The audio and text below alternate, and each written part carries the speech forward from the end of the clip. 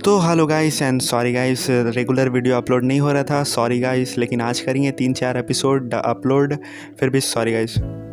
Episode number 13 के starting में फाइटरों के कॉमन रूम का दिखाता है, जहाँ पर ये एक बटलर अलग अलग तरीके का जूस तैयार करता रहता है। उस कॉमन वेटिंग रूम में जितना फाइटर रहता है सब उसे देखते रहता है, और वहाँ पर एक आदमी है जो उस बटलर के द्वारा बनाया गया सारा जूस को पी रहा है। वो आदमी को वर्ल्ड का सबसे ज्यादा टफेस्ट बाउंसर माना जाता है। वो बाउंसर अपने बटलर के द्वारा बनाया गया बहुत सारा जूस को पीता है। जैसे ही वो जूस पीना खत्म करता है, वैसे ही 3 बैच बैठ लिए सुपारी लेके ठोकने वाले लड़के वहाँ पर ही आ जाते हैं, जिसे उस बाउंसर ने ही बुलाया रहता है खुद के बॉडी को गर्म करवाने के लिए। वो तीनों अटैक करता है। बाउंसर वो तीनों का भयानक वाला बेस बैट से अटैक को झेलता है। उन तीनों के मार झेलने के बाद बाउंसर जोश से कहता है, मैं एक ही बार कहूंगा, ध्यान से सुनना। अगर अब तुम तीनों ने अपने फुल पावर को इस्तेमाल करके मुझ पे अटैक नहीं किया ना, तो मैं तुम तीनों को बहुत मारूंगा। ये बात सुनने के बाद वो तीनों भाड़े के पीटने वाले लड़के इतना जोर से अपना बेस बैट को घुमाता है कि उन लोग का बेस बैट टूट जाता है। उन तीनों का अटैक खाने के बाद भी वो बाउंसर जरा सा रिएक्ट तक नहीं करता। और फिर अंडरग्राउंड अरीना का दिखाता है, जहाँ पर बाकी काटो और काटो के साथ असिंसन काय वाला एक स्टूडेंट खड़ा रहता है।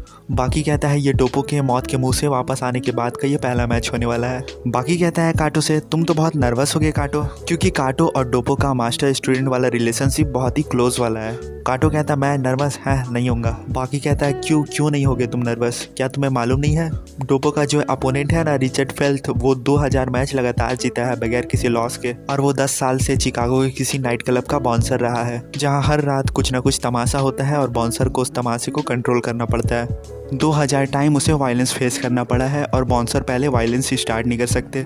वो इतना ज़्यादा मार झेला है कि उसे वर्ल्ड का सबसे ज़्यादा टफेस्ट गाय माना जाता है। और बाकी बताता है कि वो अपने अपोनेंट के अटैक से कभी डॉज नहीं करता, चाहे उसे किसी को भी फेस करना पड़े। और ये सीन दिखा रहा है चिकागो के क्लब का है, जहाँ पर बाउंसर किसी गैंगस्टर को मार रहा है। तो ये सब सुनकर काटो कहता है बाकी से, तो तुम क्या कहना चाह रहे हो कि डोपो का मुक्का खुदा का मुक्का जैसा मुक्का से वो बाउंसर डॉज नहीं करेगा? बाकी कहता है हाँ एग्जैक्टली मैं वही कह रहा हूँ। और फिर अनीना में रिचर्ड फेल्ड बाउंसर आ जाता है, जो अपना बाउंसर वाला यूनिफॉर्म पहना रहता है। काटो ये देख के चौंक जाता है, लेकिन काटो ज्यादा तब चौंक जाता है जब डोपो भी सूट पैंट पहन के अरीना में आता। पूरा अरीना देख के चौंक रहा है कि डोपो भी सूट पैंट पहन के आया है। दरअसल सभी को मालूम है कि डोपो अपने डोजो वाला यूनिफॉर्म पहन के फाइट करता है अरीना में।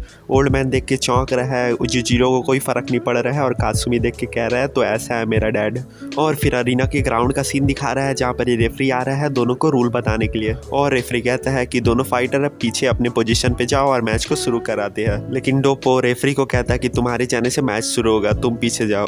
रेफरी जैसे ही हटता है, डोपो बहुत जोर का पंच बाउंसर के पेट में घुसा देता है। डोपो का पंच खाने के बाद भी बाउंसर जरा सा बच तक नहीं होता है, लेकिन फिर बाउंसर अपना एक बहुत जोर का डोपो को पंच मारता है। डोपो एकदम धूल चाट लेता है। पूरा अरीना कंफ्यूजन में चिल्लाने लग जाता है, क्या कैसे डोपो डाउन हो गया, एक पंच में डाउन हो गया। कमेंटेटर चिल्लाता रहता है कि मैच सही से शुरू नहीं हुआ, रिचर्ड फील्ड ने डोपो को डुबा दिया। रिचर्ड बाउंसर भी पावरफुल वाला पोस्चर देता रहता है। बाकी कहता है ये ऐसा कैसे हो गया, मैंने देखा है डोपो ने इससे भी पावरफुल पंच बड़े आराम से झेला है। कात्सुमी देख के कह रहा है क्या कर रहे हो डैड, और कितना मजाक करोगे। पीछे से अमाने आता, कात्सुमी से कहता तुम्हारे पापा बूढ़े हो चुके हैं, अब उन्हें परमानेंटली रिटायर ले लेना चाहिए, क्या तुम उससे एग्री नहीं करोगे? कात्सुमी अपने मन में कहता हाँ, जैसे कि एज की वजह से इंसान अपने पसंदीदा काम को छोड़ दे। बाउंसर डोपो से कहता है और कितना देर नीचे लेटे रहने का इरादा है? तो डोपो हंसने लगता और फिर खड़ा होता। डोपो के खड़ा होने से अरीना में जितना भी ऑडियंस रहता है सब पगला के खुश होने लगता और डोपो को सपोर्ट करने लगता। डोपो बाउंसर से कहता है ये तुम लोगों का प्यार और सपोर्ट देख रहे हो, ये मेरे लिए बहुत कीमती और मैं ये तुम्हें दिखाना चाहता था। इस तरह का सपोर्ट कोई रेसलर पल भर में नहीं पा सकता। डोपो ये सब रिचर्ड को इसलिए बता रहा है क्योंकि डोपो पास्ट में अंडरग्राउंड अरीना का कोई मामूली फाइटर नहीं था, बल्कि वो चैंपियन था। और डोपो कहता अब मेरी पारी है, तो रिचर्ड कहता टफ एक्ट करना बंद कर और अटैक करना शुरू कर। उतने में ही डोपो बाउंसर के गोटी में बहुत जोर का एक चॉप किक लगा देता। बाउंसर किक खाने के बाद बहुत ही ज्यादा अजीब सा मुंह बनाता और जैसे तैसे अपना हिलता हुआ इमोशन को संभाल लेता। बाउंसर इतना दर्दनाक शॉट झेल लेता और अपने स्टैंड में खड़े रहता। काटो और बाकी ये देख के चौंक रहा है कि इतना गलत जगह इतना खतरनाक शॉट खाने के बाद भी ये घुटने में नहीं गिर रहा है, जबकि अच्छा फाइटर इस तरीके के शॉट उस जगह पे खाने के बाद घुटने में गिर के रोलिंग डांस करना बच्चों की तरह शुरू कर देता है। और फिर बाउंसर डोपो के जबड़े पे एक बहुत जोर का पंच मारता है। डोपो लगभग गिरने ही वाला रहता है, लेकिन जैसे तैसे अपना बैलेंस फिर बना लेता है। और खड़े होने के बाद डोपो बाउंसर से कहता है सही में तुम्हारा ये अटैक मुझे फील हुआ।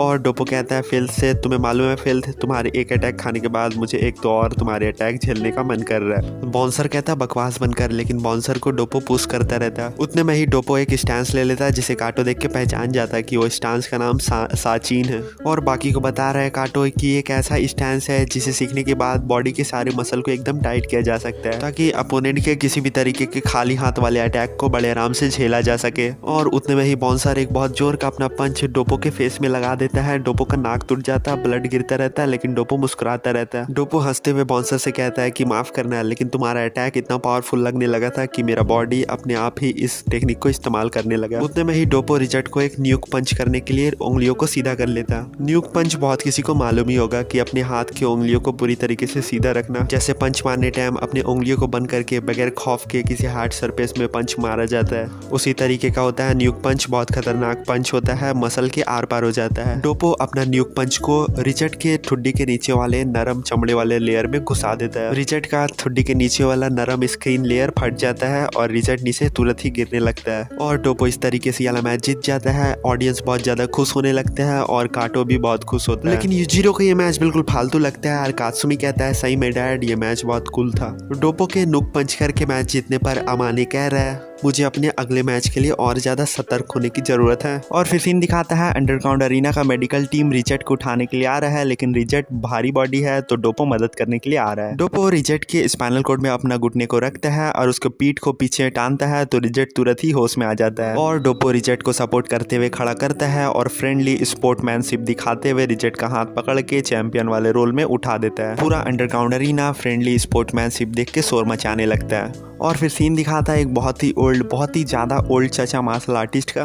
चचा अपने वेटिंग रूम में बैठा हुआ है। ये चचा कंपटीटर है और इसका भी मैच होने वाला है। और चचा अपने एक्शन और वर्ड से बता रहा है कि उसे अपने चश्मे से बहुत प्यार है और वो गलत जगह पे रख के अपने चश्मे के लेंस में स्क्रैच नहीं कराना चाहता। और फिर सीन दिखा रहा है बाकी काटो दोनों डोपो के आने वाले रास्ते में खड़ा है और कह रहा है डोपो से गॉड ऑफ वार को एक्शन में आते हुए देखकर ऑनर महसूस कर रहे हैं हम। डोपो कहता है ये सब मत कहो, तुम मुझे एम्बैरेस कर रहे हैं और वहाँ से निकलने लगता है। काटो कहता है चलो डायरेक्टर आपकी जीत को सेलिब्रेट करेंगे। डोपो कहता है कि सेलिब्रेशन को तब के लिए बचा के रखो जब मैं ये पूरा टूर्नामेंट जीत के टाइटल को हासिल कर लूंगा। और ये तीनों वहीं पर ही खड़ा होकर डोपो को जाते हुए देख रहा है और वहीं पर ही बगल में बाथरूम है जहाँ से वो चचा जिसका भी नेक्स्ट मैच होने वाला है वो बाहर निकल रहा है वॉशरूम से। और चचा परेशान हो के बकबका रहा है कि जब इंसान का उम्र बढ़ जाता है तो उसे बार बार बाथरूम जाना पड़ता है। वो चचा बाकी को देखते साथ ही खुश होता और बाकी से हाथ मिलाते हुए कहता तुम बाकी हो ना। और बाकी से हाथ मिला लिया है। बाकी कंफ्यूज वाला मुंह बना के कह रहा है हाँ। चचा कह रहा है घबराओ नहीं, मैंने हाथ धो लिया था अच्छे से। और फिर सीन दिखाता है डोपो का जो बाकी और काटो से आगे जाने के बाद बगल वाले गली में ही घुटने पे गिर गया है। और डोपो केयर कर रहा है कि मैं यंग फाइटरों को और खास करके अपने स्टूडेंट सबको गॉड ऑफ वार का इतना कमज़ोर होने वाला साइड नहीं दिखा सकता। लेकिन सामने से डोपो की वाइफ एक तावल लेके आ जाती है। डोपो की वाइफ डोपो से कह रही है कि तुम ज़रूर थक गए होगे। डोपो तुरंत ही अकबका के खड़ा होकर नात्सुमी अपनी वाइफ को बता रहा है कि जब उसने मुझे पंच मैला मारा था तो मैं जानबूझ के नीचे में एक्टिंग कर रहा था। उसकी वाइफ रिएक्ट नहीं कर रही है तो डोपो पूछ रहा सही में मैं ग्राउंड में कूल था ना या नहीं था। डोपो की वाइफ टॉवल से डोपो के फेस को पोंछने लगती। डोपो अपने वाइफ को देख के मुस्कुरा रहा है लेकिन उसका वाइफ रिएक्ट नहीं कर रही तो डोपो पूछ रहा आखिर हुआ क्या है। और डोपो की वाइफ अचानक से कहती है कि तुम हमेशा से मेरे सुपरमैन रहे हो। डोपो तुरंत ही अपने वाइफ को टान कर गले लगा लेता है और मन में कहता है मुझे मालूम है तुम्हें मेरे पिटाता हुआ देखने पर शौक लगा है। और डोपो अपने वाइफ से जोर से कहता है कि मैं ये पूरा टूर्नामेंट जीतने के बाद जो मुझे गोल्ड बेल्ट मिलेगा उसे गोल्ड निकलवा के तुम्हारे लिए एक बहुत खूबसूरत सा नेकलेस बनवा दूंगा। और सीन दिखाता है कात्सुमी का जो बगल वाले गली से झांक रहा है और कह रहा है सीन बहुत ही अनकन्वीनियंट सा हो गया क्योंकि मैं भी प्लानिंग कर रहा था मॉम के लिए एक नेकलेस प्रेजेंट के तौर पे देने का। और फिर सीन दिखाता वो चचा का जिसका भी मैच होने वाला है। बाकी वो चचा के साथ तो चचा का हेल्प करने के लिए जा रहा है। बाकी वो चचा को बता रहा है कि आपका जिसके साथ अभी मैच होने वाला है वो बहुत ही बड़ा और टॉप क्लास का फाइटर है। चचा सुन के बाकी के रिप्लाई में कह रहा है वो ऐसा है जो होगा होगा। और फिर अंडरग्राउंड अरीना का सीन दिखा रहा है जिस चचा का जिसके साथ फाइट होने वाला है वो ओलंपिक का कोई फाइटर है, एमेच्योर फाइटर जिसका वेट 139 किलो है। चचा का वेट 47 किलो है। चचा का डिसिप्लिन जिजित्सु है और चचा का नाम गोकी शिबुकावा। और फिर सीन दिखाता है कि दोनों फाइटरों के बीच रेफरी आके मैच को शुरू करने वाला है। उसी में ही सीन चेंज होता है। रिजामोटोबे का दिखाता है जो कहता है अब मास्टर को एक्शन में आते हुए देखेंगे हम लोग। और रिजामोटोबे बताता है कि ओल्ड मैन वो मास्टर है जिससे पूरा मार्शल आर्ट का दुनिया अट्रैक्ट हुआ है। उतने में ही कमेंटेटर चिल्ला के बताता है कि मार्शल आर्ट की दुनिया के सारे फैंस सब जानते हैं ये मास्टर कौन है। और कमेंटेटर चिल्ला के ये भी कह देता है कि ये वही मास्टर है जिसने अपने टेक्निक को बचा के रखने के लिए बाहरी दुनिया से कांटेक्ट बहुत कम रखा था।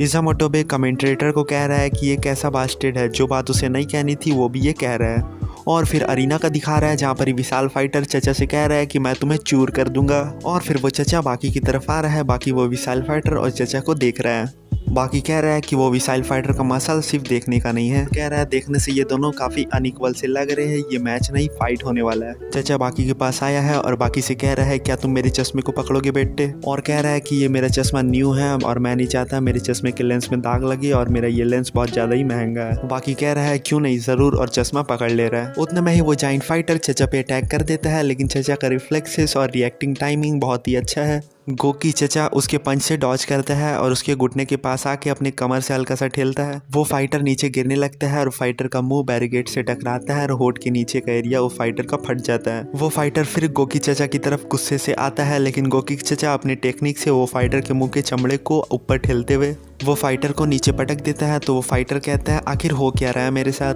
गोकी चचा कहता है मुझे नहीं लगता है कि तुम कभी समझ पाओगे। और फिर सीन दिखाता है गोकी चचा उस फाइटर को खड़े होने का मौका देता है। वो फाइटर चचा के पास हमला करने के लिए आता है, लेकिन इस बार चचा अपने उंगली उस फाइटर के गले में हुड़ देता है। जैसे ही चचा का उंगली उस विशाल फाइटर के गले में घुसता है, वो फाइटर नॉकआउट हो जाता है और वो विशाल फाइटर तुरंत नीचे गिर जाता है और चचा ये मैच जीत जाता है। बाकी ये मैच देखने के बाद कह रहा है आखिर ये चचा है कौन। और चचा बाकी की तरफ हाई फाई कहते हुए बहुत ही ज़्यादा खिलखिलाते हंसते हुए आ रहा है और बाकी को एक हाई फाई दे रहा है और बाकी से कह रहा है तुम्हें इतना सीरियस होने की ज़रूरत नहीं है, तुम थोड़ा चेयरफुल हो सकता है फ्यूचर में मैं तुमसे फाइट कर रहा हूँगा। और यूजिरो की तरफ देखते हुए कह रहा है कि मैं उस मॉन्स्टर से भी फाइट करना चाहूँगा। बाकी कहता हाँ, तो गोकी कहता दूसरे फाइटर को रिस्पेक्ट देने का मतलब है उसे सीरियस लो, ये मैच का रिजल्ट देखा ना साइज पे डिपेंड नहीं करता है। और फिर गोकी कहता है कि मैंने सुना है कि तुमने अपने फादर से फाइट किया है, तुम्हारा कम उम्र बच्चा होने के बावजूद भी तुम्हारे फादर ने तुम्हें सीरियसली लेके फाइट किया होगा। बाकी चचा को देखते रहता है और फिर बाकी चचा का चश्मा को रिटर्न करता है। चचा चश्मा लगाता है और सी यू लेटर बोलते हुए वहाँ से निकल लेता है। बाकी अपने मन में कहता है तो इसका मतलब मेरे फादर ने मुझे रिस्पेक्ट दिया था, सही में ये चचा मास्टर है कहता। और ये एपिसोड यहीं पर ही ख़त्म होता है और इसके बाद और एपिसोड डाल रहे, सही में डाल रहे भाई। और थैंक्स फॉर वॉचिंग।